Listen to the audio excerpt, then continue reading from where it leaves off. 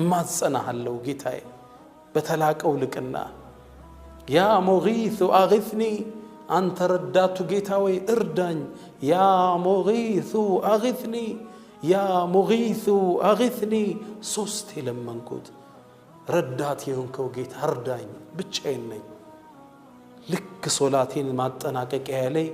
ከዋሻው ውስጥ ነጭ የለበሰ ነጭ የሆነ ፈረሰኛ ነጭ ፈረስ ይዞ እየጋለበ ወጣ ጦሩን ከፈረሶቹ ጆሮ መሃል አስቀምጦታል ወደ እዚህ ሽፍታም እንደደረሰ ወረወረና ገደለው ደነገጥኩ ነው የተከሰተው ክስተት አስደነገጠኝ ከዛም ወደኔ ዞር አለና ቁም አለኝ ቆምኩ فقلت بأبي وأمي من أنت من أنت لقد أغاثني الله بك اليوم زارك الله بأنت رداኝ من هلكت መልሱ ግን የሚገርም ነበር قال أنا ملك من أهل السماء الرابعة كأردتني سماء يمتأو ملائكة نيال ودعوت بدعائك الأول يمجمرات الرهن يا مغيث أغثني ألك فسمع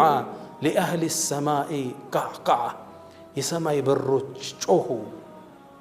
ثم دعوت بدعائك الثاني ولتني وترهن استقبا فسمع لأهل السماء ضجة يسمى ألم لي ربشات فترة ሶስተኛ ጥሪህን አስተጋባ فقيل لي دعاء مكروب የተጨነቀ ሰው ዱዓ ነው ተባለ አላህም ይህን ጠላት የመግደል ይህን ሽፍታ የመግደል ኃላፊነት እንዲሰጠ የተማጸንኩት ይህን ጥሪ አላህ ተቀብሎኝ